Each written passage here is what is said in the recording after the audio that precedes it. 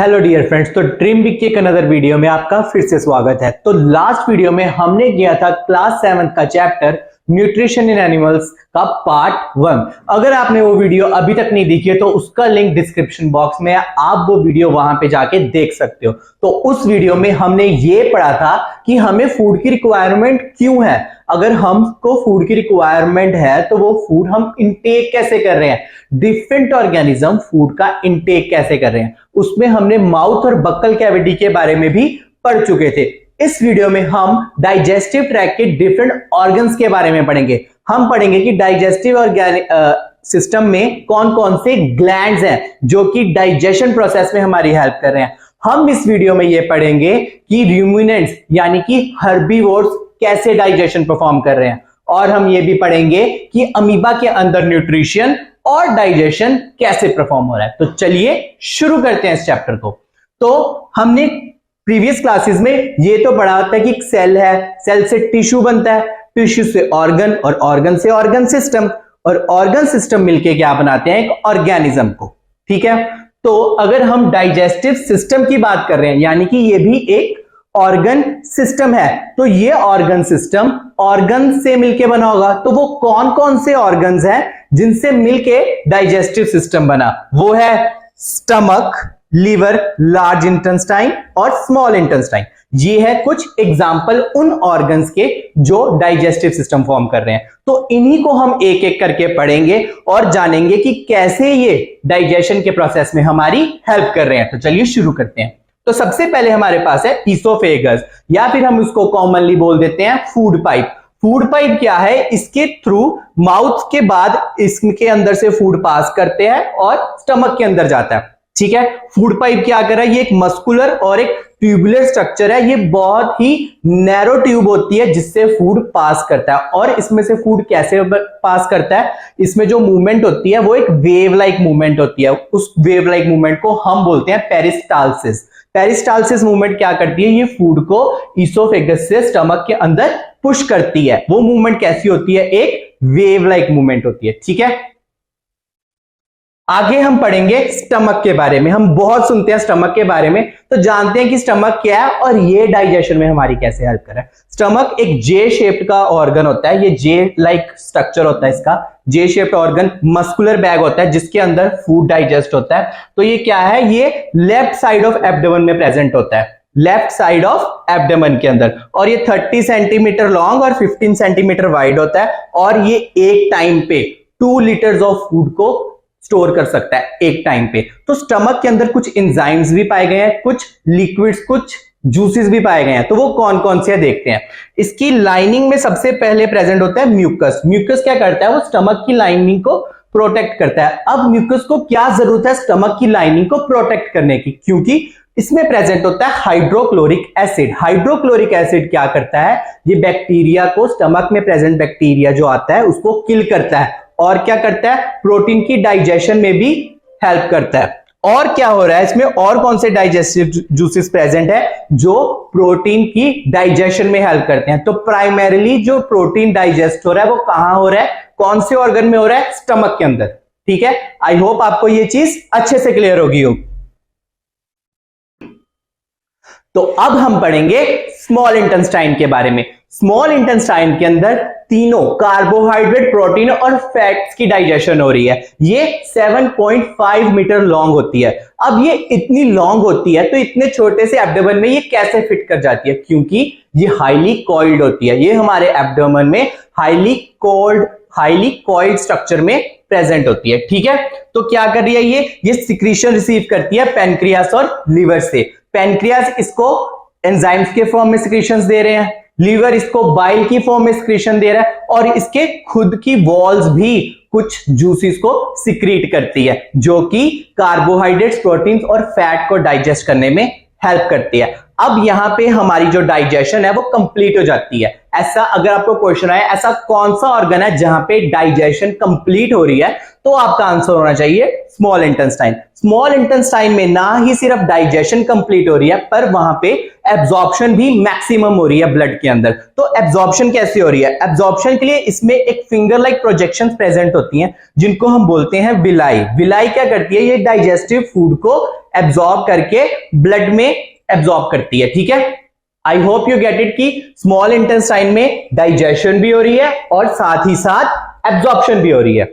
ठीक है, अब हम बात करेंगे लार्ज इंटेस्टाइन की। लार्ज इंटेस्टाइन 1.5 मीटर लॉन्ग होती है। अब स्मॉल इंटेस्टाइन 7.5 मीटर लॉन्ग थी, उसको हमने स्मॉल इंटेस्टाइन बोला।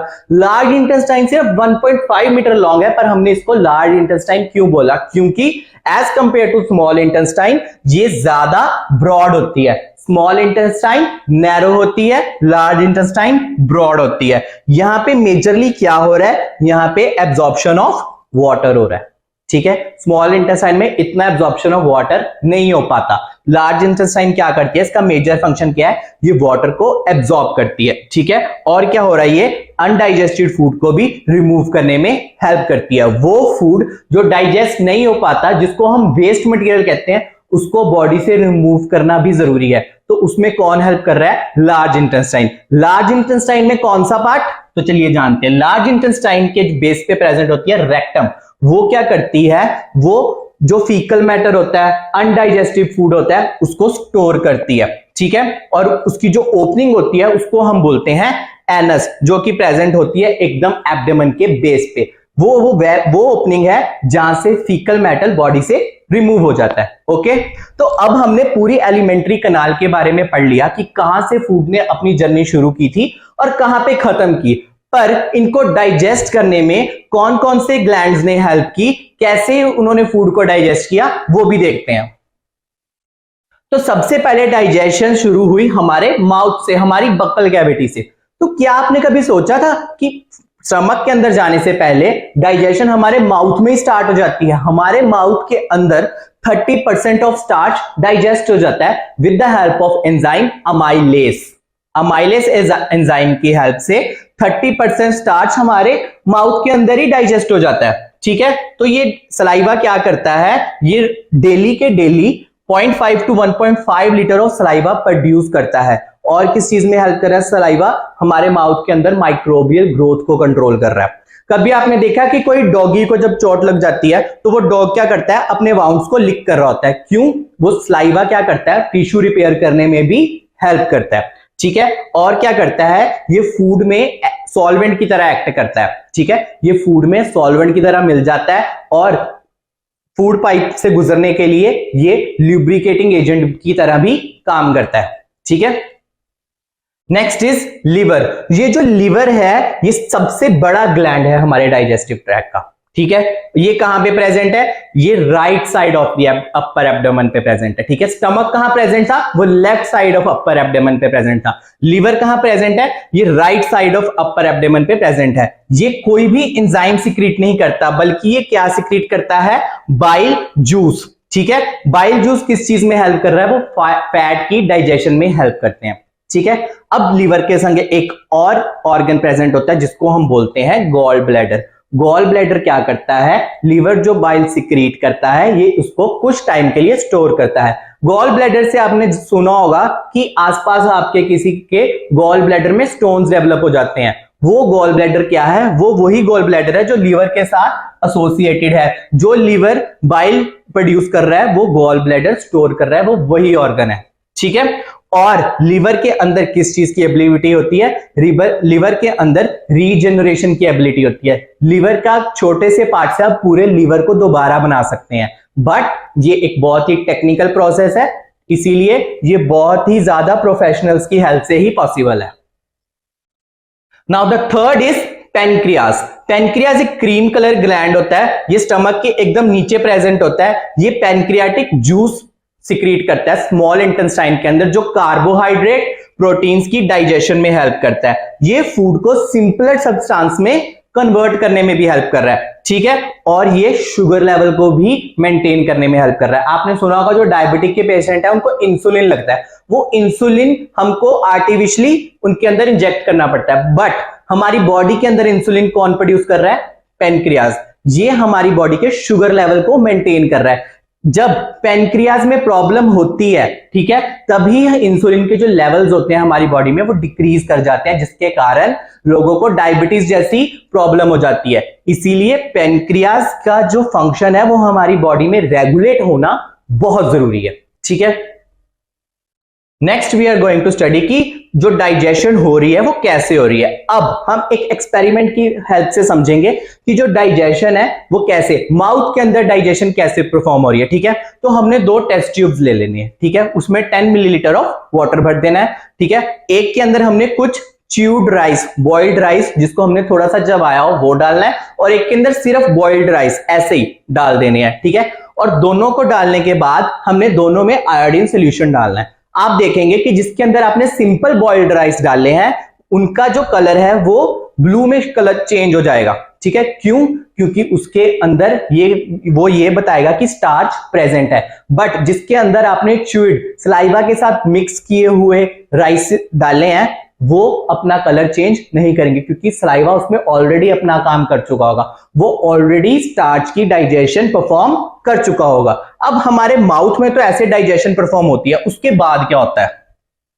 उसके बाद फूड कहां जाता है? वाया इसोफेगस, हमारे स्टमक में through peristalsis movement. Peristalsis movement मैंने आपको बताया था वेव लाइक मूवमेंट, ठीक है। उसके बाद जो स्टमक सिक्रीट करता है वहां पे पार्शियली प्रोटीन डाइजेस्ट हो जाता है, ठीक है।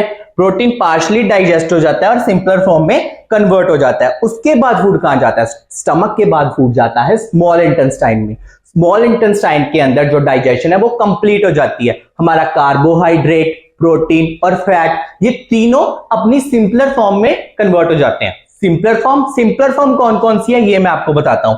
कार्बोहाइड्रेट किसमें चेंज होकर सिंपलर फॉर्म में कन्वर्ट हो रहे हैं? कार्बोहाइड्रेट चेंज हो रहे हैं ग्लूकोज में, प्रोटीन चेंज हो रहे हैं अमाइनो एसिड्स में, फैट चेंज हो रहे हैं फैटी एसिड और ग्लिसरॉल में, ठीक है। ये है सिंपलर फॉर्म जिसकी हम पिछली वीडियो से डिस्कशन करते आ रहे हैं कि जो डाइजेशन है वो कॉम्प्लेक्स फूड सब्सटेंसेस को सिंपलर सब्सटेंसेस में कन्वर्ट कर रहा है। तो सिंपलर सब्सटेंसेस कौन से हैं? कार्बोहाइड्रेट का ग्लूकोज है, प्रोटीन का अमाइनो एसिड है, फैट का फैटी एसिड्स है।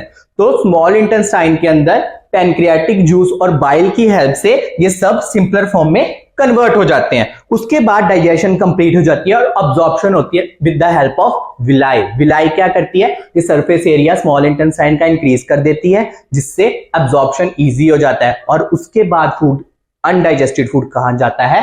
लार्ज इंटेस्टाइन में। लार्ज इंटेस्टाइन का मेन फंक्शन क्या है? वाटर को अब्सॉर्ब करना, ठीक है। और उसके बाद जो भी left over food, undigested food रह जाता है उसको हम कहते हैं फीकल मैटर, जो एनस के थ्रू हमारी बॉडी से रिमूव हो जाता है। ओके, अब हमने डाइजेशन का पूरा प्रोसेस तो पढ़ लिया। अब हम देखेंगे, हम उसको समराइज्ड करके देखेंगे कि कौन से ऑर्गन में कौन सी मूवमेंट हो रही है और उसमें कौन सा डाइजेस्टिव एंजाइम यूज हो रहा है और उसमें फूड कौन सा ब्रेक डाउन हो रहा है, ठीक है। तो सबसे पहले हम देखेंगे माउथ में। माउथ में मूवमेंट कौन सी है? च्यूइंग। और कौन सा डाइजेस्टिव एंजाइम यूज हो रहा है? सलाइवा। और कौन सा फूड ब्रेक डाउन हो रहा है? Starch. Okay, next is oesophagus. Oesophagus में मूवमेंट कौन सी हो रही है? सिर्फ पेरिस्टालसिस की, और उसमें कोई भी डाइजेशन परफॉर्म नहीं हो रही, तो इस कोई भी डाइजेस्टिव एंजाइम यूज नहीं होगा और कोई भी फूड ब्रेक डाउन नहीं होगा। Next is stomach. स्टमक में कौन सी मूवमेंट हो रही है? चर्निंग की। और इसमें कौन से एंजाइम्स यूज हो रहे हैं? हाइड्रोक्लोरिक एसिड HCl और डाइजेस्टिव एंजाइम्स। और कौन सा फूड ब्रेक डाउन हो रहा है? प्रोटीन। प्रोटीन किस में चेंज हो रहा है? सिंपलर फॉर्म में। ओके, उसके बाद हमने बात की स्मॉल इंटेस्टाइन की। स्मॉल इंटेस्टाइन के अंदर भी ईसोफेगस वाली मूवमेंट ही हो रही है, पेरिस्टालसिस की। और उसमें डाइजेस्टिव एंजाइम कौन से हो रहे हैं? डाइजेस्टिव जूसेस, जो कहां से आ रहे हैं? पैनक्रियास से, लिवर से। और स्मॉल इंटेस्टाइन खुद के भी डाइजेस्टिव जूसेस सिक्रीट करती है। और उसमें कौन से फूड ब्रेक डाउन हो रहे हैं? Carbohydrate, protein and starch. Okay, next is pancreas. Pancreas में कौन सा डाइजेस्टिव एंजाइम सिक्रीट करना है? पैनक्रियाटिक जूस, ठीक है। और कौन सा फूड ब्रेक डाउन हो रहा है? कार्बोहाइड्रेट, प्रोटीन और फैट, ठीक है। उसके बाद हम बात करेंगे सबसे बड़े ग्लैंड की, जो है लिवर। लिवर ग्लैंड है, इसमें कोई मूवमेंट परफॉर्म नहीं हो रही। और डाइजेस्टिव एंजाइम कौन सा यूज हो रहा है? बाइल, ठीक है। और फूड कौन सा ब्रेक डाउन हो रहा है? फैट, ठीक है। And the last is large intestine. Large intestine में फूड पास हो रहा है, तो कौन सी मूवमेंट होगी? पेरिस्टालसिस की, ठीक है। उसमें कोई भी डाइजेशन परफॉर्म नहीं हो रही, क्योंकि डाइजेशन कहां पे कंप्लीट हो चुकी थी? स्मॉल इंटेस्टाइन में, इसीलिए लार्ज इंटेस्टाइन में कोई भी डाइजेस्टिव एंजाइम यूज नहीं होगा।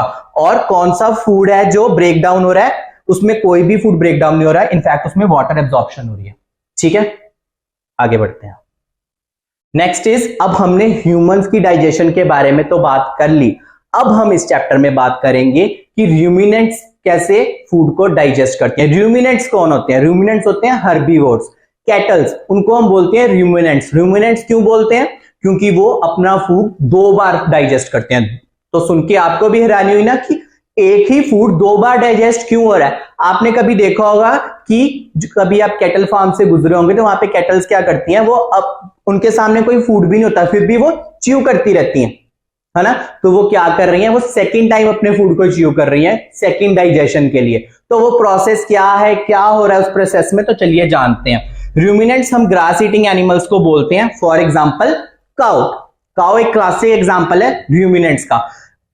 ग्रास ईटिंग एनिमल्स को 2 बार डाइजेशन करने की जरूरत क्यों पड़ी? क्योंकि ग्रास में प्रेजेंट होता है सेल्यूलोज, और सेल्यूलोज को डाइजेस्ट करना डिफिकल्ट होता है, इसीलिए उसकी जो डाइजेशन होती है वो 2 बार होती है। तो कैसे होती है, सबसे पहले हम जान लेते हैं रूमिनेंट्स के डाइजेस्टिव ट्रैक्ट के बारे में। रूमिनेंट का डाइजेस्टिव ट्रैक्ट कंसिस्ट करता है माउथ से, ईसोफेगस से, और उसमें प्रेजेंट होता है एक यूनिक स्टमक जो कि 4 चेम्बर्ड होता है। ठीक है, रूमिनेंट्स का जो स्टमक होता है वो 4 चेम्बर्ड होता है। ठीक है, और उसके बाद उसमें प्रेजेंट होती है small intestine, large intestine, just like human.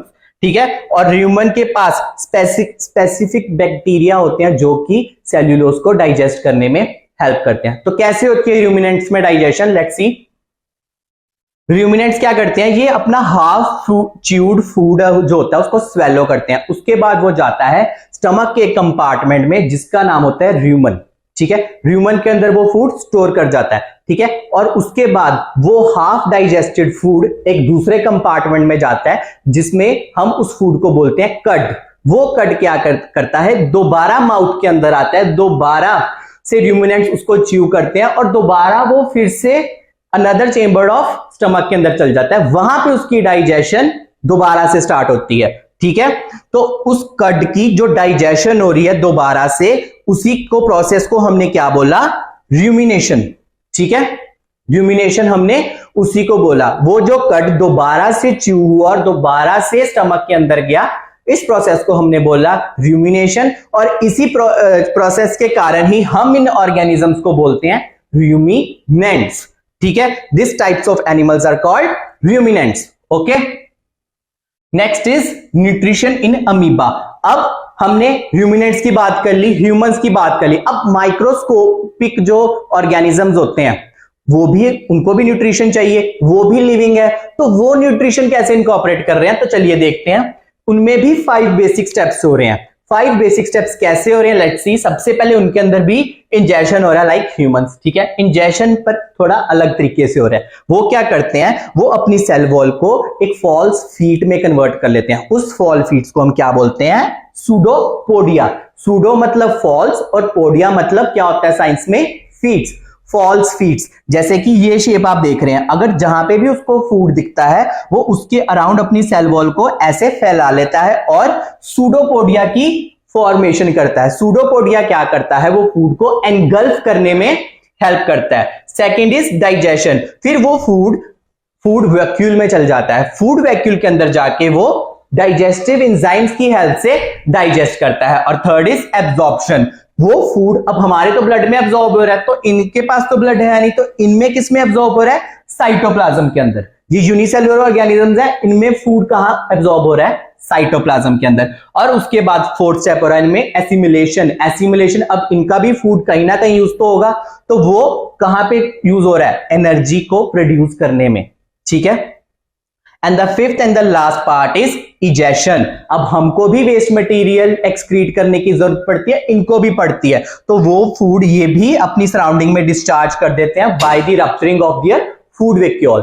ठीक है, तो ये थी न्यूट्रिशन इन अमीबा की बात। अब हम क्या देखेंगे, हमने पूरा चैप्टर किया, अब हम कुछ प्रैक्टिस क्वेश्चन देखेंगे जो कि आपने खुद सॉल्व करने हैं। मैं आपको बस क्वेश्चन बताऊंगा और आपने खुद सॉल्व करने हैं, और आपको अगर कहीं भी प्रॉब्लम आती है इन क्वेश्चंस को सॉल्व करने के लिए तो आप हमारे कमेंट बॉक्स में लिख सकते हैं, हम उसका जवाब आपको जरूर देंगे। तो क्वेश्चन है कि what are villi, write its location and function, ये पहला क्वेश्चन है। Second is name the largest gland of our body. अब ये तो मैंने आपको बताया ही था कि वो लार्जेस्ट ग्लैंड कौन सा था, वो था लिवर। तो ये क्वेश्चन मैं आपको एक बता रहा हूं, ठीक है, पर बाकी क्वेश्चन आपने खुद अटेम्प्ट करने हैं, ठीक है। तो थर्ड क्वेश्चन क्या है, sketch digestive system of the human being and label the part. Fourth question है why the carnivorous animals have large and sharp canines. इस क्वेश्चन का आंसर जानने के लिए आपको हमारी पिछली वीडियो देखनी पड़ेगी, उसमें हमने इसको ब्रीफली एक्सप्लेन किया है। Fifth question is what is assimilation, rights its importance. Sixth is why do we taste food sweeter after chewing it for a longer time? Seventh is why we could not feel bitter gourd's taste at the tip of our tongue. Eighth is the ruminants can live by eating grasses but the human could not. Why? Ninth question is what are pseudopodia? हमने अभी बात की थी nutrition in amoeba में pseudopodia की, तो वही question है what are pseudopodia? And the last question is write the importance of peristalsis. Peristalsis क्या है? ये एक मूवमेंट है जो कि फूड को पास होने में हेल्प कर रहा है, तो इसके बारे में भी डिस्क्रिप्शन में आपको लिखना है, ठीक है। लास्ट इज आप एक असाइनमेंट खुद परफॉर्म कर सकते हैं कि कौन से डाइजेस्टिव प्रॉब्लम कॉमनली हम अपने डाइजेस्टिव सिस्टम के साथ देखते हैं। एक एग्जांपल मैं आपको बताता हूं, बाकी आप खुद ढूंढना और उसके बारे में लिखना। तो वो एक प्रॉब्लम जो मैं आपके साथ डिस्कस करने वाला हूं वो है जॉन्डिस। जॉन्डिस कब होता है? जब हमारा लीवर एक्सेसिव बाइल सिक्रीट करना शुरू कर दे, ठीक है। वो एक्सेसिव बाइल सिक्रीट करता है जिसके कारण हमें जॉन्डिस हो जाता है और हमारी बॉडी में डिहाइड्रेशन प्रॉब्लम हो जाती है, हमें फीवर होना शुरू हो जाता है। तो वो किस कारण हो रहा है? वो लीवर के एक्सेसिव बाइल सिक्रीट करने के कारण हो रहा है, ठीक है। तो ये एक डाइजेस्टिव ट्रैक की प्रॉब्लम थी। ऐसे ही और भी प्रॉब्लम्स हैं और भी डिसीजेज हैं जो कि आप अपनी असाइनमेंट में नोट डाउन कर सकते हो। तो thank you for the watching. इन दोनों वीडियोस को लास्ट तक देखने के लिए आपका बहुत सारा थैंक यू। और अगर आपको कोई भी क्वेश्चन हो, कोई भी क्वेरी हो तो आप कमेंट बॉक्स में जरूर लिखना, हम उसका आंसर आप तक जरूर पहुंचाएंगे। Thank you for watching. Channel को लाइक, शेयर और सब्सक्राइब जरूर कीजिएगा।